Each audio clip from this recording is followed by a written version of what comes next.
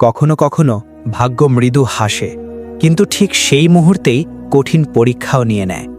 এটি এমন এক নিরুপায় অথচ বুদ্ধিমান মানুষের গল্প, যার ক্ষণিকের আনন্দ কিছুক্ষণের মধ্যেই এক মহা পরীক্ষায় বদলে গিয়েছিল।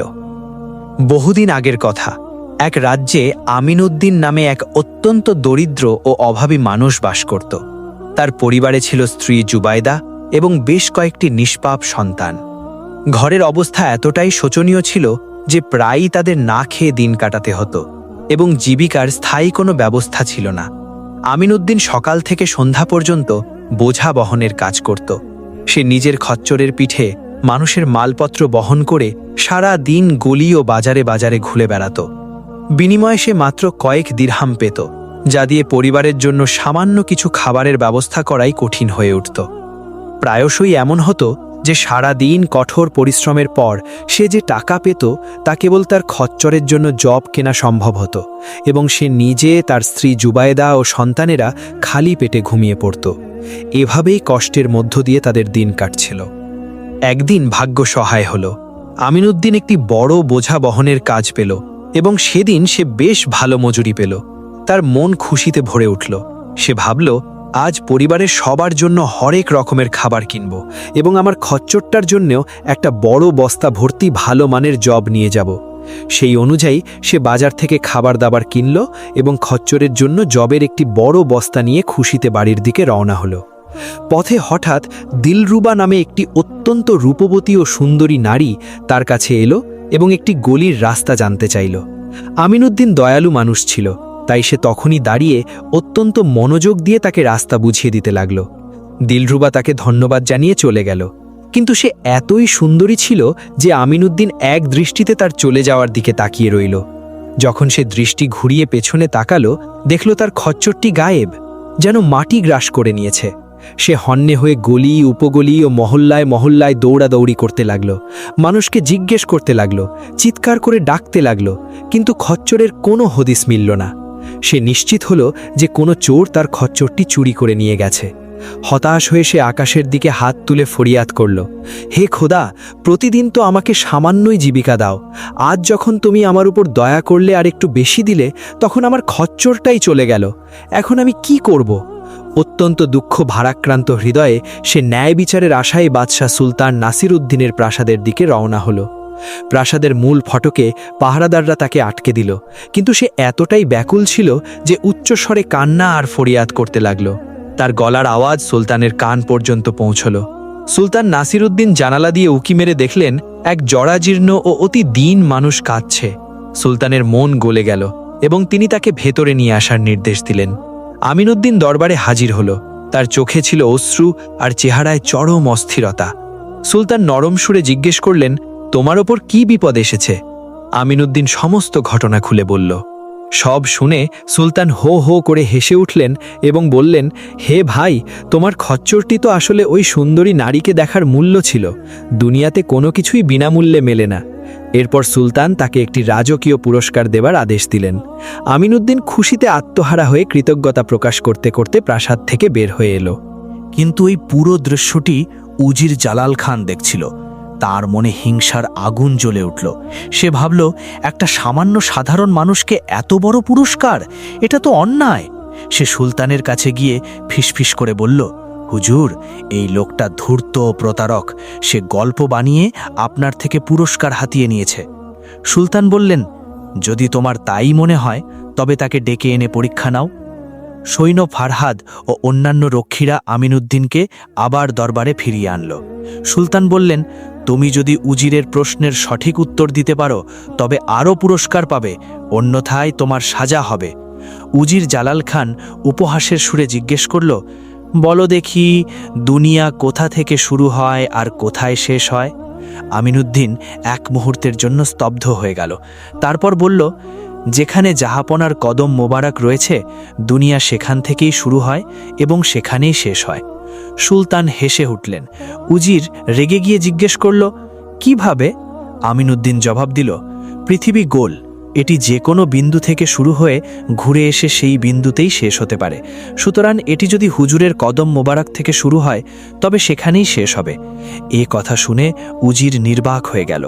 সুলতান আদেশ দিলেন তাকে আগের চেয়ে দ্বিগুণ পুরস্কার দেওয়া হোক।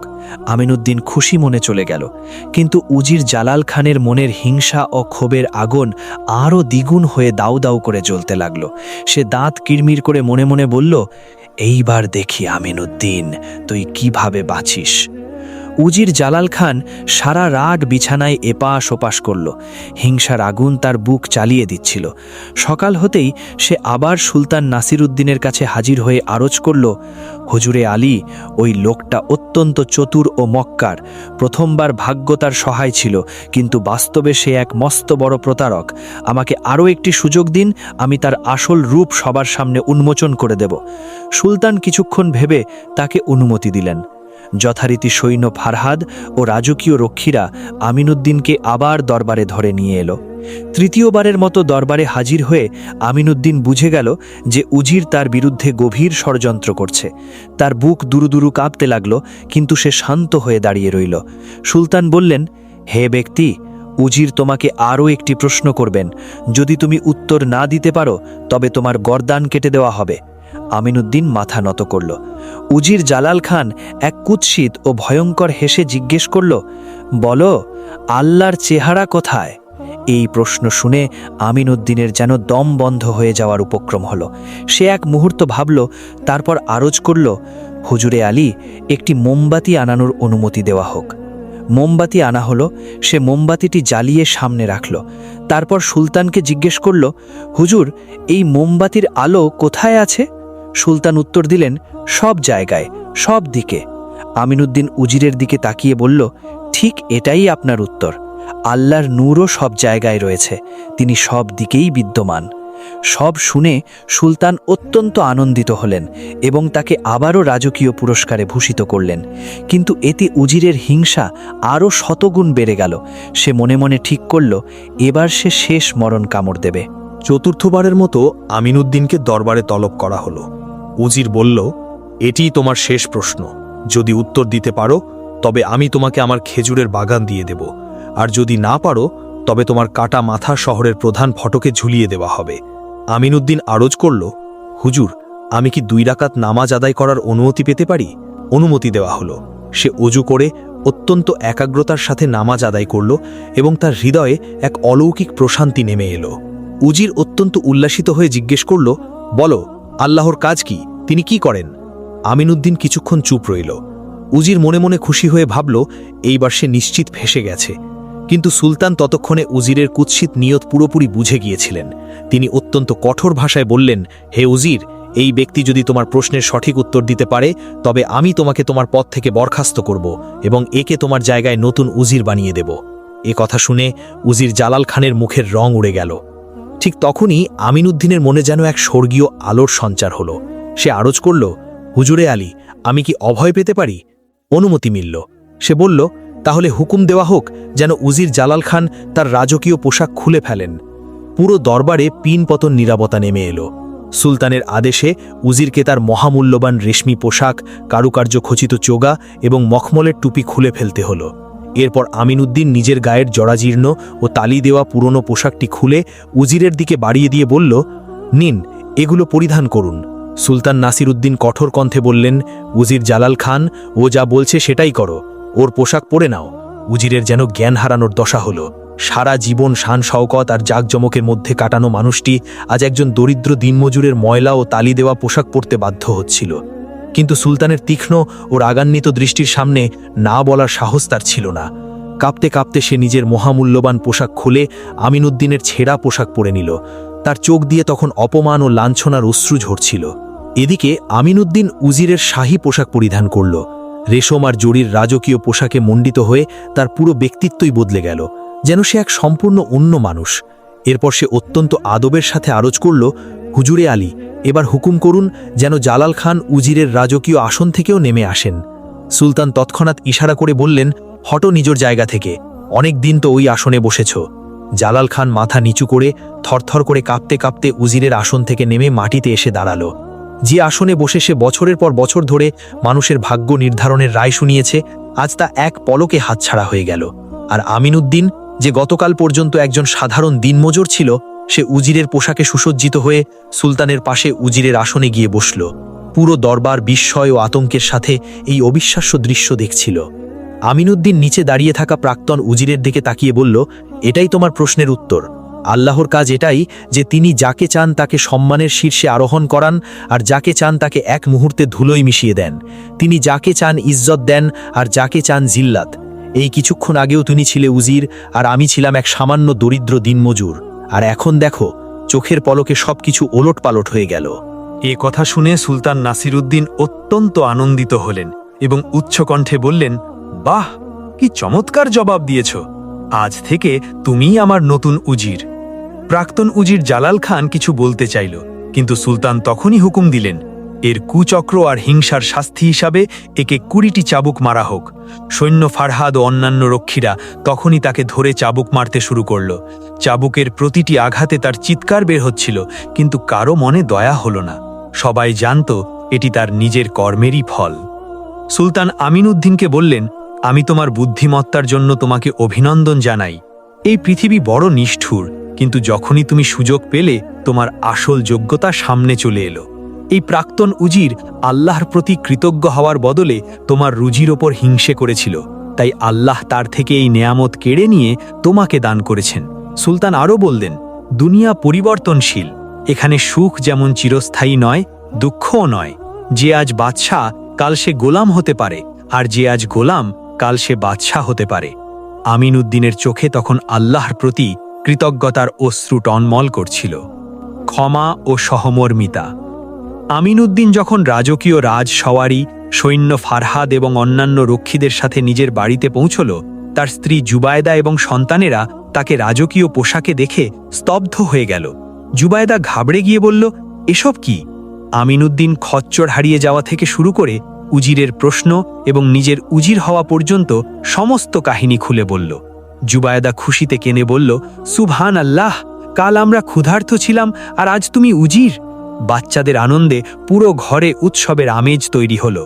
নতুন উজির হিসাবে আমিনউদ্দিন সবার আগে যে কাজটি করল তা হলো নিজের পুরনো মহল্লার গরিবদের মধ্যে খাবার ও অর্থ বিতরণ করা।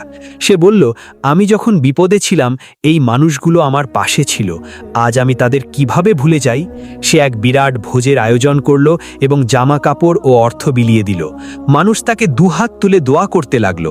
এদিকে প্রাক্তন উজির জালাল খানের অবস্থা দিন দিন খারাপ হতে লাগল।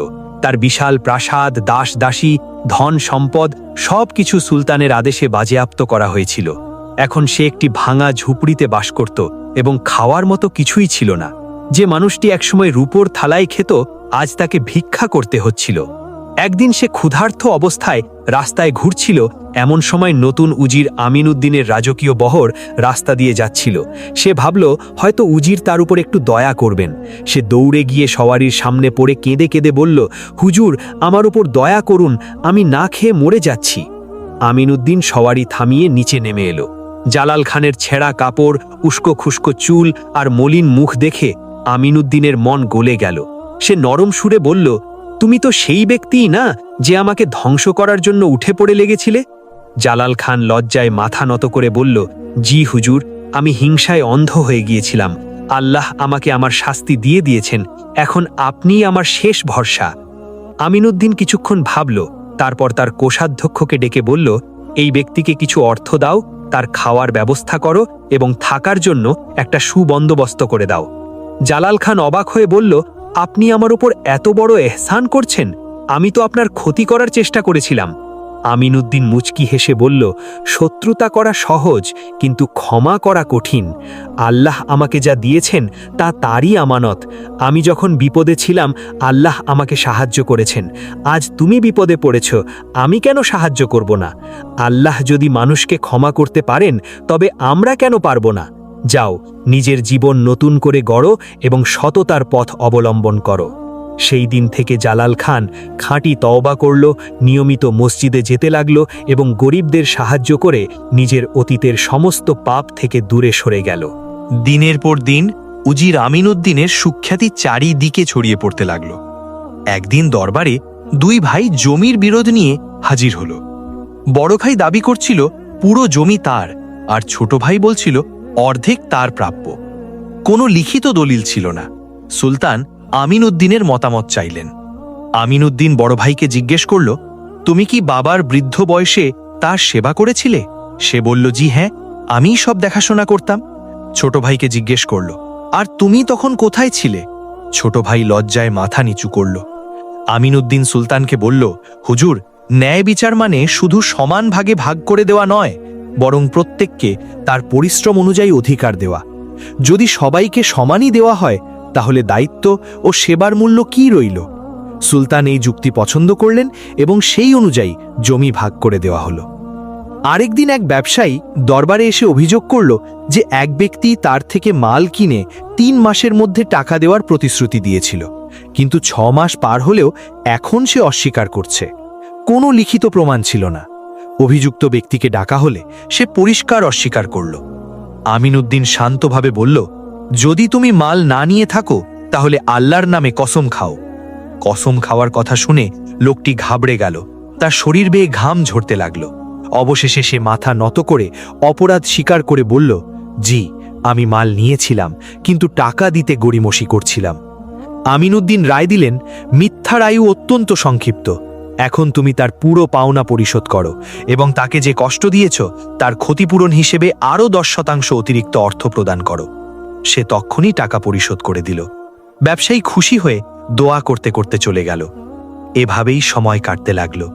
আমিন উদ্দিন নিজের প্রজ্ঞা, ন্যায়পরায়ণতা এবং দয়া দিয়ে সাম্রাজ্যের সমস্ত কাজ পরিচালনা করতে লাগল এবং সুলতান নাসির উদ্দিন তার উপর অত্যন্ত সন্তুষ্ট ছিলেন। একদিন সুলতান দরবারে আমিন উদ্দিনকে ডেকে বললেন, তোমার কি মনে আছে যখন তুমি প্রথম আমার কাছে এসেছিলে?